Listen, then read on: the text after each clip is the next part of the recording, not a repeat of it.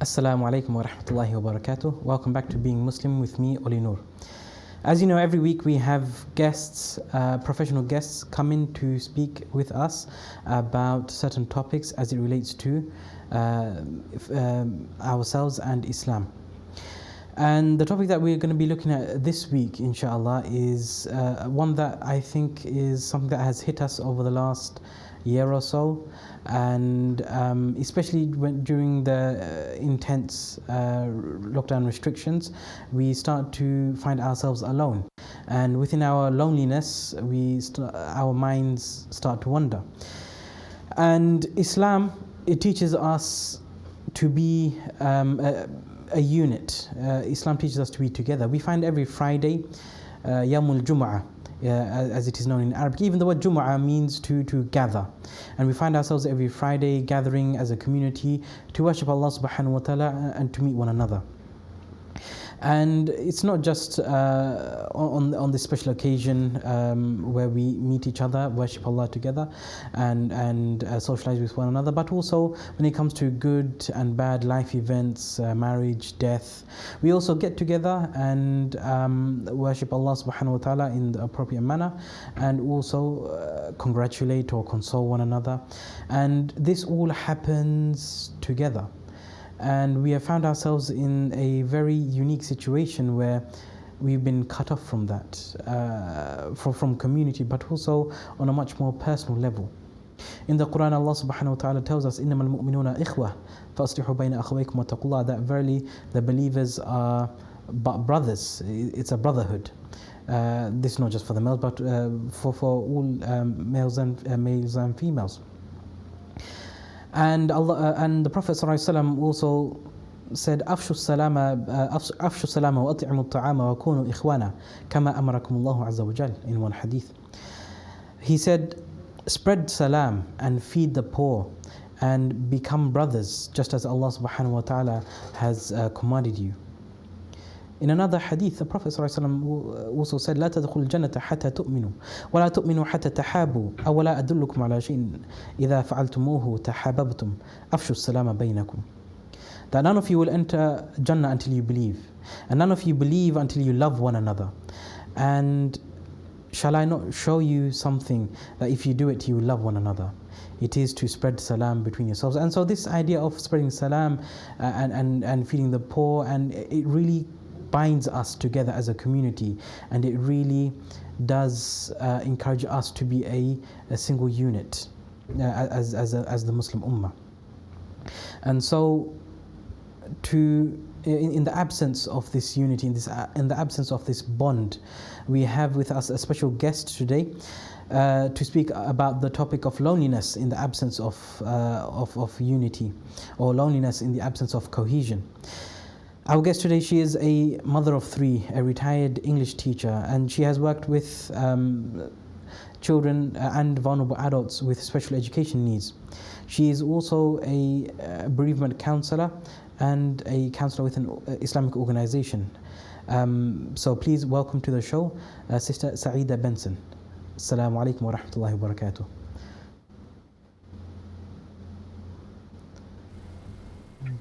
Assalamu alaikum wa rahmatullahi wa barakatuh. Assalamu alaikum. Oh, okay, excellent. Oh, sorry. So, can you hear me now? Yes, I can hear you. Hopefully, I did your introduction justice. Yes, fine. Okay. Thank you. So I wanted to thank you for accepting my invitation to speak a little bit about loneliness. And I wanted, before we dive into the topic, I wanted to ask if there was anything else that we should know about yourself before we dive straight in. No, nothing really. You covered it all. I'm a counsellor with an English organisation, a British organisation, working with people who have been bereaved. And inshallah, I'll be working with an Islamic organisation as well, working with Muslim people who have been bereaved as well. And so this organisation is called Sakun Counselling. Yes, that's right. Oh, okay, excellent. So when it comes to the idea of loneliness, I wanted to ask, first of all, what it even is. I think loneliness is something that we're experiencing more and more, especially during this particular time of COVID. Um, and I'd like to just sort of differentiate between feeling lonely and being alone. And there is a difference, a slight difference that people may recognize. When you're lonely, you feel a sense of sadness and heaviness, the fact that you can't connect with anybody and nobody seems to want to connect with you, although you want to very much. Um, Whereas being alone, um, it might be a choice that you've made to be alone, to live alone, or you may not want to have contact with others, and you're quite happy living in that kind of way. But loneliness is something that we all experience to some extent or other in our lives. And we all need relationships, some in depth, some just on a very superficial level, because human beings are social creatures. And when we're in a situation not of our own making, but where we suddenly find ourselves that we're amongst people, but not part of the group, we can feel quite lonely. Whereas if you are alone, you can be quite happy. Some people choose to live on their own and they're quite happy living on their own. And, again, you can be lonely even if you're in a large group of people. You might be at a wedding or a party or anywhere like this, and there are lots of people around you, but you may still feel lonely. So there are distinctions. Some are quite subtle, but, I think everyone has felt a sense of loneliness from time to time.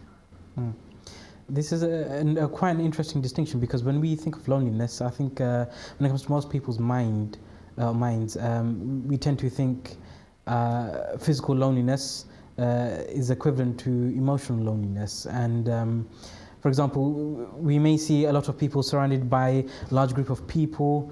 We may see ourselves, our friends that have a very, even us, that are very active, and yet not physically alone, but still feel this loneliness on the inside. And this sort of reminds me in the sort of on the opposite spectrum, where we understand where the Prophet ﷺ, he used to seek isolation in the mountain before he received revelation, and to sort of disconnect from people, but to connect with Allah subhanahu wa ta'ala, to, I guess, find a greater companion. And yet, when he first received revelation, the first thing he did was went to his wife to seek comfort. And so just sort of reminded me of this physical difference between physical loneliness and isolation, as opposed to actually being alone. I don't know if that makes sense. Yeah. Yes, you're absolutely right. And in fact, I think loneliness can be a state of mind as well. Many people can go into a group and not be talking to anybody, but they don't feel lonely. They're quite happy to be in that environment.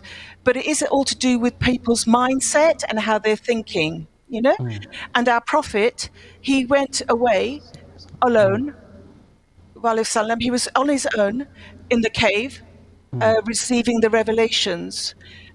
But he wasn't lonely. He was alone, but he wasn't lonely, because he had the company of Allah subhanahu wa ta'ala, who was giving him the revelations. And that's a huge thing. And I think that's something we can perhaps come on to later when we look at how to combat loneliness. Okay. So, how can loneliness manifest itself? Are there different types, or is it all quite similar? No. Loneliness, in my view, has all kinds of repercussions. on people. It can lead to depression. And, if you're alone, if you're lonely, you feel that nobody cares about you. You're isolated. And especially nowadays with COVID, we can't just go out for a walk. We can't see anybody. We can't hold them and hug them. If you want to hold and hug our parents, if you live in a different household, you can't hold and hug your grandchildren. All of these things have an impact on your emotional state, and that can lead to depression. Because physically touching somebody, even holding their hands or putting their arm around someone they love, is really important. It's a human action, which is very important to humankind, And if that is not allowed, which we can't do now very much, it is very difficult. It can also give rise to paranoia, a much more serious kind of illness, and anxiety. The fact that you haven't seen anybody for a long time, you haven't talked to anybody for a long time. It can affect your diet as well, because if you're lonely, you kind of might overeat, or you might lose your appetite. So there'll be gain and loss of weight, which can damage your physical health as well as your mental health. You might have problems with sleeping as well, because if you're anxious and worried and lonely, that can disrupt your sleep. So if you don't have a good rest, a good night's sleep, then obviously you're not in a good place for the rest of the day. Loss of energy as well. You're feeling defeated, you're feeling down, you don't have the same vigor and energy that you would normally have. For more severe cases, it might lead to substance abuse, where people may take substances that aren't good for them. And also, obviously, from a physical point of view, it can affect your health. So it can affect your stress, high blood pressure, type 2 diabetes, all these kinds of things can kick in as well. So it affects your mental health as well as your physical health. It's quite really eye-opening to hear that such a simple, I guess it's not simple, but something that is so easily overlooked, the idea of loneliness, can have such a large effect on not just one's mental health, but one's physical health. As you mentioned, with appetite, either eating more or under eating, even sleep and energy. And I was actually quite surprised to hear of some more of the severe, severe reactions to loneliness. In your experience, how often do these manifest? Is it something that happens rarely, or is it actually quite common on different levels? Well, I wouldn't say that it happens to everybody. All of these things I've just mentioned, and there are other things as well. I've just mentioned a few of them. They don't happen, all of them, at once to a person. So I don't want people to go away worried, thinking, oh my goodness, I'm going to experience this or that if I'm lonely, And it's how you deal with these situations as well. So when you feel a sense that, oh, hang on, I'm not eating properly, there's something wrong with my diet, then you might think that could be a knock-on effect from the loneliness that you're feeling. So you're alone in your home, you're feeling lonely, and don't forget, you might be in an multi-generational home. Yeah. So it may be, you've got the grandparents, you've got the children, their children, you've got the grandchildren, 3 generations in one home. Now, any one of those generations can feel lonely at some point or other within that household. Because at the end of the day, if they are, they're all around each other, but they may be isolated as well in some ways, from each other. Yes. Okay. It's such a interesting and eye-opening understanding of what loneliness can be. And we're just gonna head to a short break now, and after the break, we'll continue this conversation on loneliness in the household. Okay, Jazakumullah khairan. Assalamu alaikum wa rahmatullah.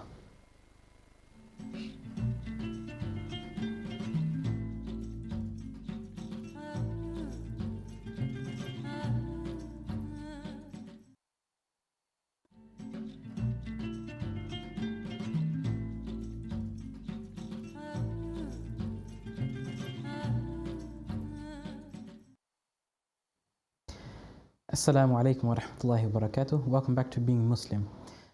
Today's show, just to recap, is about loneliness.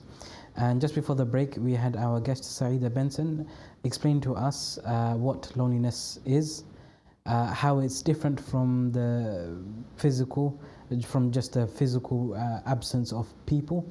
And she also explained the different ways that it can manifest, feeling depressed, anxious, affecting eating, sleeping. And we started to look into how loneliness can manifest itself in a multi-generational household, which is quite something that we see quite often in our South Asian communities. So welcome back, Saida.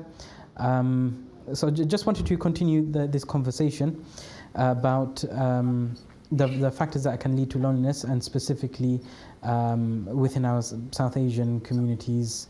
And you touched upon the point of the multi-generational household. Yes, I mean, I think that where there's 3 generations in one house,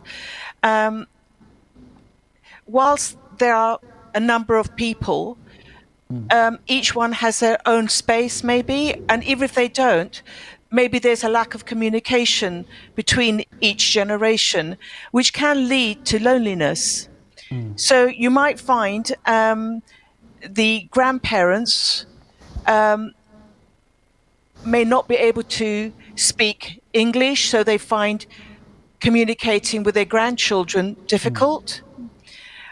Obviously, there are generational differences. Grandchildren may be more involved with computers and online social media and so on, and more wrapped up in that, which their grandparents may not know a great deal about or engage in. So that can cause loneliness for the grandparents. So there's a language barrier there, as well as a technological barrier, if you like, you know. There may be health reasons as well. So an elderly grandparent may not be able to hear very well. And if you have hearing loss, you're very much isolated. You know, you're in your own kind of little world and unable to kind of hear very well what others are saying, especially if there's a number of people all talking at once. So that can cause a lot of loneliness in the those people who may have hearing loss of some kind. The younger generation, we don't think about them as being lonely, but it does exist. And I think more so now during this time of COVID, where they can't go out physically to meet their friends, go to the mall and shop and just kind of hang around each other like they used to. And obviously not going to school as well. They're isolated from their friends. Now, obviously they may be online, they may be on Zoom, on WhatsApp and so on, but that's not quite the same, you know, as sort of actually physically being with them. Yes. So young people can also feel lonely, you know, and very often they may be, you know, stuck in their rooms. They're not mixing with other members of the family so much because they're on social media to make up for the loneliness that they're feeling by keeping in touch with their friends in that way. But social media doesn't take the place of physically actually meeting people. And I think physically meeting people, shaking hands or hugging them or just going for a walk with a friend is far more beneficial, in my view, than just sort of, you know, typing words to each other through email or WhatsApp and so on. It's quite interesting to hear these different aspects that might be going on within the same household. The idea of language barrier may almost not just language barrier, but also the technology and the cultural differences between the different generations almost makes them sound quite alien to one another in many ways. In the same house, but not in the same home, if that makes sense. Yes, Yeah. Sorry, it's go ahead. generational as well, of course. And I think this pandemic has really emphasized the generational differences as well. And if you're talking about grandparents who may be in their 70s and 80s, Yeah. they've sort of come from a different background to their grandchildren. And consequently, who do they talk to? Who can they, share their past life with, their experiences? They, their younger generation, or their grandchildren, may not. I'm not saying they're all like this, but some may not be able to understand how their parents lived, grandparents lived, 40, 50, 60, 70 years ago when they were young in another country, maybe, and a different culture and different upbringing. And that actually causes loneliness in the elderly population, because what's important to them is to be able to talk to um, like minded peers, if you like, about old times, and revisiting old times and the country Yes. of their birth, maybe, and the experiences they had. And that's a very uplifting experience for the elderly uh, population, I think. And this idea of just sharing experiences, telling stories, Mm, I can see why being cut off from your peers, those who can communicate with, why that would really isolate the elderly. Something that the younger generation are able to still do, even though it's through a digital means. I think almost all the children are experts of these online video softwares to communicate with. And when the idea of hearing loss, I think that this is, at least me personally, something that I haven't really given much thought to, and I can see why the the the cultural barrier, the language barrier, that's a bit of an obvious one because it's a two-way barrier. But the hearing loss, if it's not something that a person has experienced themselves, then I think it's easy for it to slip from one's mind. This idea of hearing loss really isolates a person. That's the reason I say that, and it's not just hearing loss, but it could be a physical disability, which prevents the person from just going for a walk. Now Yeah. obviously at this time of COVID, we can't just go and do that, although we are allowed one form of exercise or one walk per day. But if you have a physical disability, you're not able to do that. It's very difficult, and you do rely on others in the family to take you out, or a friend to take you out. But there are restrictions in place. But I speak of hearing loss because my mother, who sadly passed away recently, she had hearing loss, very severe hearing loss. Um, and in family gatherings that we had, lovely big family gatherings, it was quite noted by us that she would sit in a corner because she couldn't hear what people were saying. And there was a lot of noise, a lot of babble that she couldn't distinguish who was saying what. So we made note of that, and we made sure that somebody sat next to her and actually spoke in her ear and told her what people were saying, so she was in part of that gathering. That sounds quite quite a lonely feeling, and especially going it alone. And sad to hear that your mother went through that. May Allah have mercy on her soul Thank you. towards the end of her life. And what else can be done? Because a lot of this, I think, can easily be just passed through the cracks. What can be actively done for the elderly to help them feel not so lonely? Well, not just for the elderly, but I think in general, um, people can do all kinds of things, and some of these things may apply to the elderly. Um, and I think if the elderly are living in a multi-generational home, then I Yes. think it's beholden on everybody in that home to make sure that their elderly relatives are taken good care of. They have company, even if it's just for an hour or two a day, to sit down and just let them talk, to have that communication between the two, between the elderly person and the rest of the family, or one member of the family.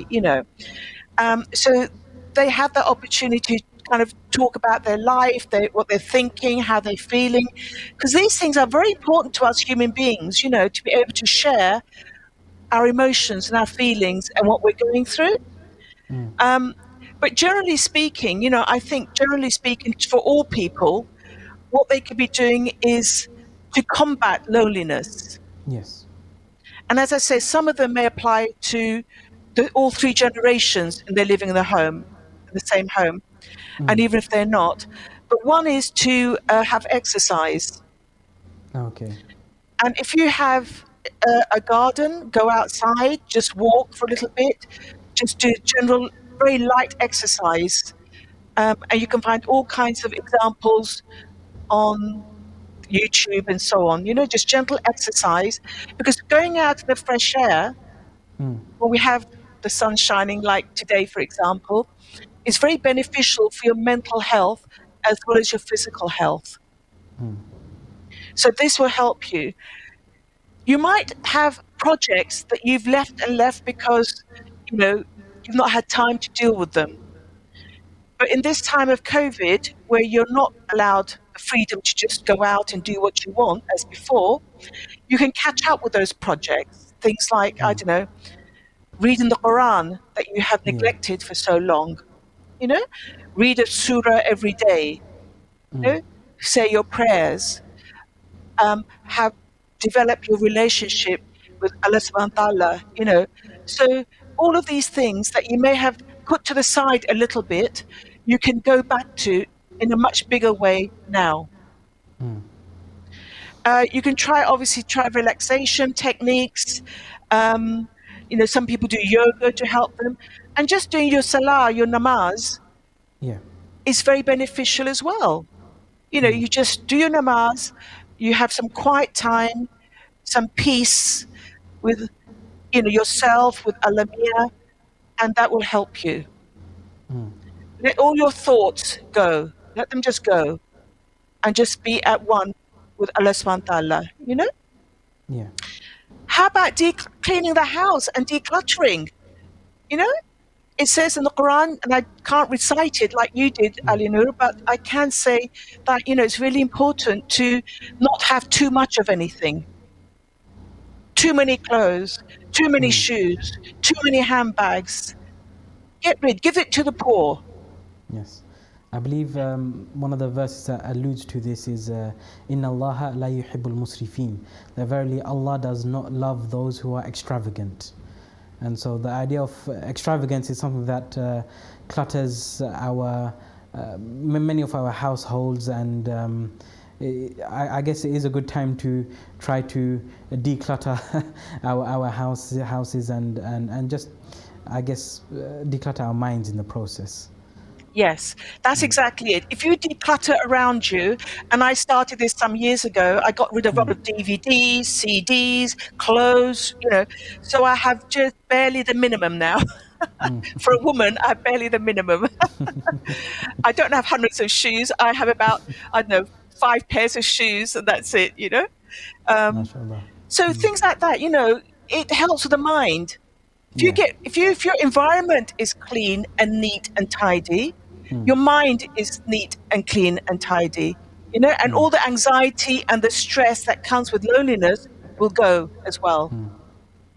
It's And sorry, just learn more about your faith. Try a new hobby, maybe, if you want to. So all of these things will help you combat loneliness. Okay, these are quite Jazakallah khairan for these advices, and it's quite. I think something that we tend to forget as human beings. because we always say, oh, I don't have time for this and that. A way to combat the loneliness is to catch up on those things that we used to say we didn't have time for. And not only that, not just the sort of physical, but also the spiritual, religious side of things. So it's a really beautiful advice that you've given there. And I wanted to ask as well, when it comes to children, because children aren't as, I guess, resilient, yes, and they probably don't have these projects that they've been putting on a hold for years. How can, whether it's very young children, maybe toddlers even, just sort of realized there may have been even many babies born over the last year that have never met another baby even. So whether babies, infants, toddlers, those going to primary school, or even teenagers, what specific or uniquely unique to their age problems may they be facing, and how may we as their caretakers, whether parents or siblings, be able to help them through this time? I think really, I say they're not as resilient, but actually young children are very resilient, you know. And to be honest, I think, you know, parents can, when I talk about decluttering and keeping a tidy house, then teach your child from the beginning to clear up their toys, to give, and I'm sure many children have lots of toys, and maybe they can declutter some of those toys as well and give them to, you know, charities and so on, people who don't young children who don't have anything. So parents can teach their child or their children to not have too much of anything, especially toys. Okay? Parents can sit down with their children, teach them. Children might not understand, what is this pandemic? Why are we at home? Why can't we go out? And they need to be explained this in a very nurturing and loving manner. What is this COVID? Yeah. You know? And I think, personally speaking, that there are many negative things about this time, this pandemic time. We've had it for over a year now. But there are many positive things that have come out of it. And those are just some of the ones I've outlined to you in terms of the things we can do now that we're at home more and more. Gives us an opportunity to tackle all these things around us in our home and with our children. And with our children, we can be teaching them, educating them at home, teaching them the Quran, teaching them about Allah subhanahu wa ta'ala, how to say your du'as, your prayers, and, you know, start that process so that as they grow up, they will know more and more about their faith, about spiritualism, about the spiritualism of Islam. And that is something that parents can start doing now and instill in their children. And also to encourage, especially the teenagers, to not spend so much time on social media. I know many young people who, it's fine if they are doing lessons on social media. A lot of them are being taught at home, which is fine, for a few hours a day, and that's important. But to be constantly tapping on the on your phone, non-stop with friends, in my view, and playing games and so on, I think they need to monitor how much time their children are on social media and on these video games and so on. And they might be on other things they should not be on. That needs to be monitored very carefully by parents. I'm hearing it's a very, I guess, more than just simply loneliness, but there's also this underlying idea of parenting, taking back control of parenting that I'm hearing from your advice.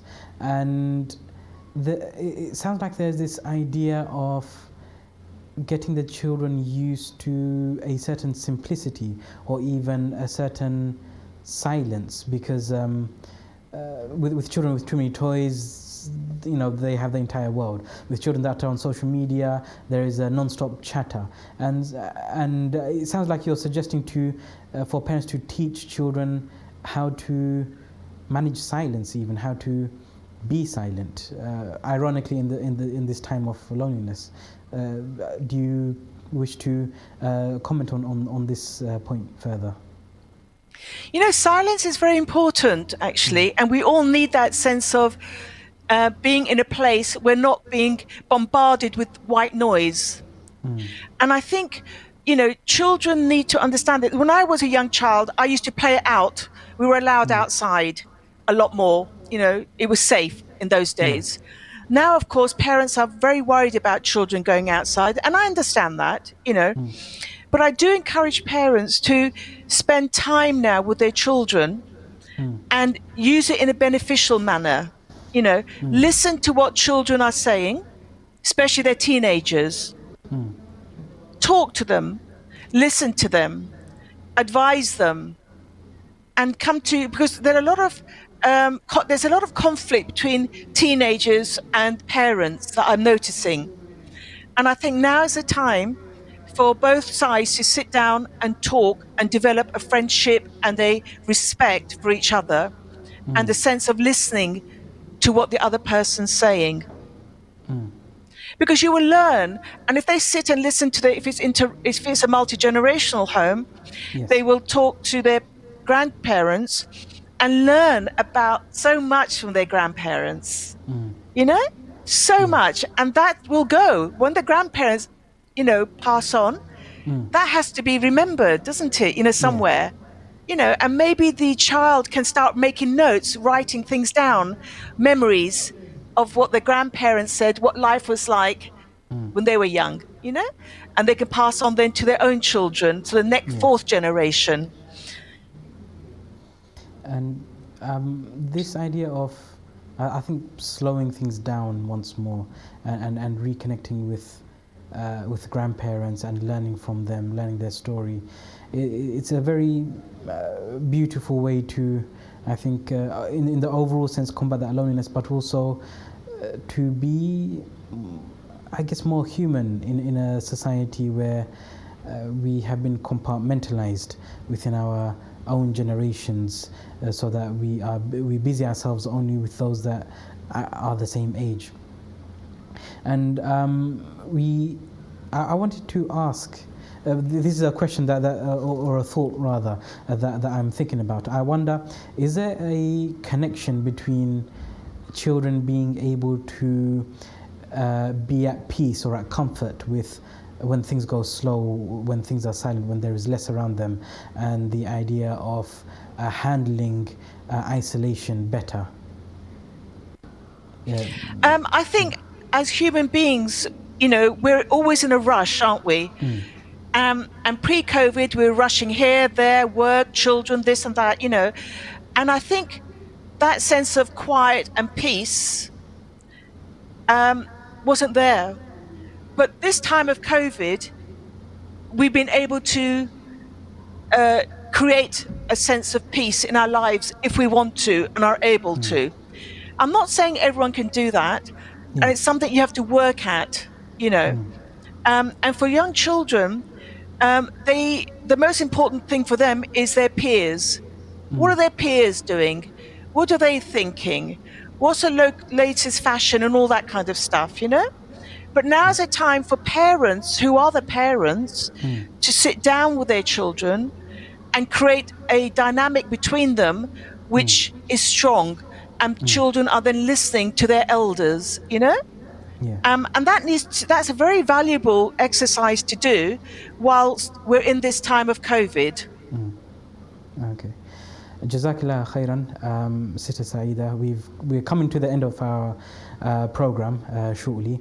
I want to really thank you for the insightful discussion around loneliness, some of the things that loneliness can cause, a few ways to tackle loneliness, especially within our multi-generational households that are quite common within the South Asian community, whether it's Bengali, Pakistani, Indian, and many other communities beyond just the South Asian communities. And I want to thank you for accepting my invitation to the show.